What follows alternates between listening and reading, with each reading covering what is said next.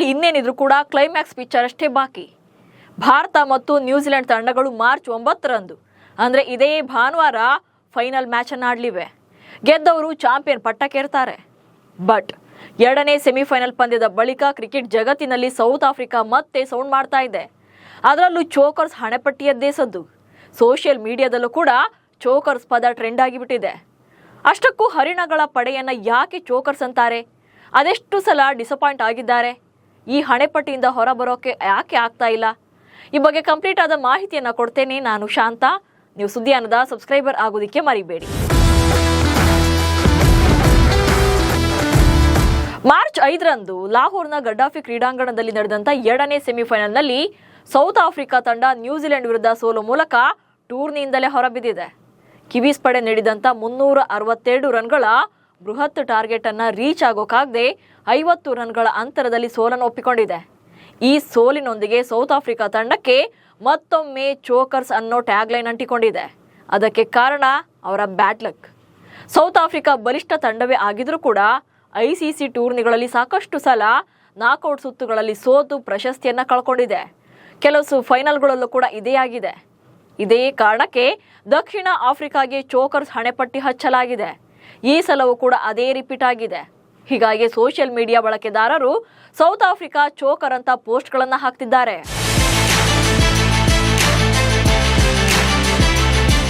ಬಲಿಷ್ಠ ಆಟಗಾರರಿದ್ರು ಗೆದ್ದದ್ದು ಒಂದೇ ICC trophy. Cricket ಜಗತ್ತಿನಲ್ಲಿ ಸೌತ್ ಆಫ್ರಿಕಾ ಕೂಡ ಬಲಿಷ್ಠ ತಂಡ.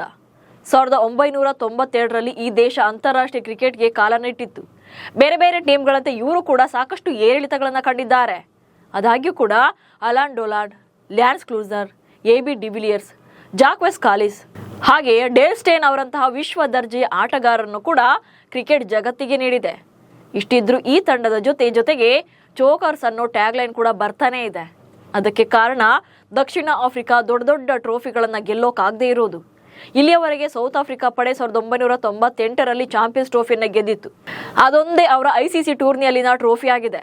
ಅದೆಲ್ಲಕ್ಕಿಂತ ಹೆಚ್ಚಾಗಿ ನಾಕ್ಔಟ್ ಹಂತದಲ್ಲೇ ಪದೇ ಆಡುತ್ತಿದ್ದಾರೆ. ಇದೇ ಕಾರಣಕ್ಕೆ ದಕ್ಷಿಣ ಆಫ್ರಿಕಾವನ್ನ ಚೋಕರ್ಸ್ ಎಂದು ಕರೆಯಲಾಗ್ತಾ ಇದೆ. ಕೆಲವು ಸಲ ಲಕ್ ಕೈಕೊಟ್ರೆ ಇನ್ನೂ ಕೆಲವು ಸಲ ಅವರದ್ದೇ ವೈಫಲ್ಯಗಳು ಸೋಲಿಗೆ ಕಾರಣ ಆಗಿವೆ. ಅದೆಷ್ಟು ಬಾರಿ ನಾಕ್ಔಟ್ ಹಾಗೆ ಫೈನಲ್ನಲ್ಲಿ ಟೂರ್ನಿಯಿಂದ ಹೊರಬಿದ್ದಿದೆ ಅನ್ನೋದನ್ನ ಹೇಳ್ತೇನೆ ನೋಡಿ. 1992ರ ವಿಶ್ವಕಪ್ ಸೆಮಿಫೈನಲ್ನಲ್ಲಿ ಇಂಗ್ಲೆಂಡ್ ವಿರುದ್ಧ ಸೌತ್ ಆಫ್ರಿಕಾ ಸೆಮಿಫೈನಲ್ ಪಂದ್ಯವನ್ನಾಡಿತ್ತು. ಮಳೆ ಕಾರಣದಿಂದಾಗಿ 45 ಓವರ್ಗಳಿಗೆ ಪಂದ್ಯವನ್ನು ಇಳಿಸಲಾಗಿತ್ತು.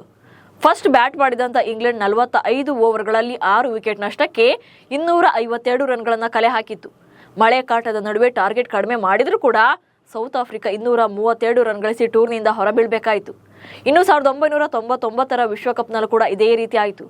ಆಸ್ಟ್ರೇಲಿಯಾ ವಿರುದ್ಧದ ಸೆಮಿಫೈನಲ್ ಪಂದ್ಯದಲ್ಲಿ ಎರಡೂ ತಂಡಗಳು 213 ರನ್ಗಳಿಗೆ ಆಲ್ಔಟ್ ಆಗೋ ಮೂಲಕ ಆ ಮ್ಯಾಚ್ ಟೈ ಆಗಿತ್ತು.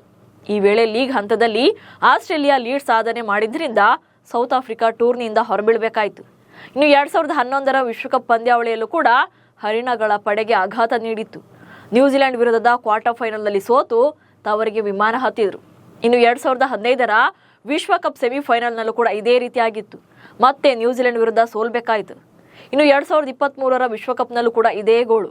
ಭಾರತದಲ್ಲೇ ನಡೆದಿದ್ದ ಈ ಟೂರ್ನಿಯಲ್ಲಿ ಸೌತ್ ಆಫ್ರಿಕಾ ಅಂತಿಮ 4ರ ಘಟ್ಟಕ್ಕೆ ತಲುಪಿತ್ತು. ಆದರೆ ಸೆಮಿಫೈನಲ್ನಲ್ಲಿ ಎದುರಾದಂಥ ಆಸ್ಟ್ರೇಲಿಯಾ ಆಘಾತ ನೀಡಿತ್ತು. ಮೊದಲು ಬ್ಯಾಟ್ ಮಾಡಿದಂಥ ಸೌತ್ ಆಫ್ರಿಕಾ 212 ರನ್ಗಳಿಗೆ ಆಲ್ಔಟ್ ಆಗಿತ್ತು. ಈ ಟಾರ್ಗೆಟ್ ಅನ್ನ ಬೆನ್ನಟ್ಟಿದಂಥ ಆಸ್ಟ್ರೇಲಿಯಾ 47 ಓವರ್ಗಳಲ್ಲೇ 215 ರನ್ ಗಳಿಸಿ ಗೆದ್ದು ಬೀಗಿತ್ತು. ಇನ್ನು 2024ರ T20 ವಿಶ್ವಕಪ್ ಫೈನಲ್ ಸೋಲನ್ನಂತೂ ಮರೆಯೋಕೆ ಸಾಧ್ಯನೇ ಇಲ್ಲ.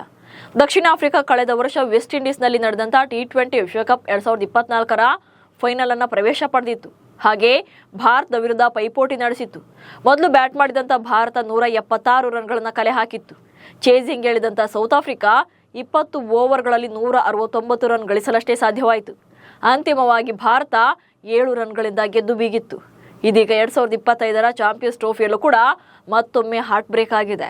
ಲೀಗ್ ಹಂತದ ಪಂದ್ಯಗಳಲ್ಲಿ ಇಂಗ್ಲೆಂಡ್ ಮತ್ತು ಅಫ್ಘಾನಿಸ್ತಾನವನ್ನು ಸೋಲಿಸಿ ಸೆಮಿಫೈನಲ್ಗೆ ಸೆಲೆಕ್ಟ್ ಆಗಿದ್ದಂಥ ಸೌತ್ ಆಫ್ರಿಕಾ ತಂಡ ನ್ಯೂಜಿಲೆಂಡ್ ವಿರುದ್ಧ ಸೋಲ್ಬೇಕಾಯಿತು. ಹೀಗಾಗಿ ಇಲ್ಲೂ ಕೂಡ ಟೂರ್ನಿಯಿಂದ ಹೊರಬಿದ್ದಿದೆ. ಹೀಗೆ ICC ಟೂರ್ನಮೆಂಟ್ಸ್ ಅಂತ ಬಂದಾಗ ಸೌತ್ ಆಫ್ರಿಕಾ ಗೆದ್ದಿದ್ದಕ್ಕಿಂತ ಸೋತಿದ್ದೇ ಹೆಚ್ಚು. ಸೌತ್ ಆಫ್ರಿಕಾ 1992ರಲ್ಲಿ ಒಂದ್ಸಲ ಮಾತ್ರ ICC ಚಾಂಪಿಯನ್ಸ್ ಟ್ರೋಫಿನ ಗೆದ್ದಿದೆ. ಅಲ್ಲಿಂದ ಇಲ್ಲಿವರೆಗೂ ಕೂಡ ಯಾವುದೇ ICC ಟೂರ್ನಿಗಳಲ್ಲಿ ಗೆಲ್ಲೋಕೆ ಆಗಿಲ್ಲ ಫೈನಲ್ ಪಂದ್ಯವನ್ನ. ಇದೀಗ ಇದೇ ವರ್ಷ ನಡೆಯಲಿರುವಂಥ ವಿಶ್ವ ಟೆಸ್ಟ್ ಚಾಂಪಿಯನ್ಶಿಪ್ ಫೈನಲ್ಗೆ ಸೆಲೆಕ್ಟ್ ಆಗಿದೆ. ಆಸ್ಟ್ರೇಲಿಯಾ ಮತ್ತು ಸೌತ್ ಆಫ್ರಿಕಾ ನಡುವೆ ಪಂದ್ಯ ನಡೆಯಲಿದ್ದು, ಇಲ್ಲಾದರೂ ಗೆದ್ದು ಟ್ರೋಫಿಯನ್ನು ಎತ್ತಿ ಹಿಡಿತಾರ ಅನ್ನೋದನ್ನ ಕಾದು ನೋಡಬೇಕು. ನಮಸ್ಕಾರ.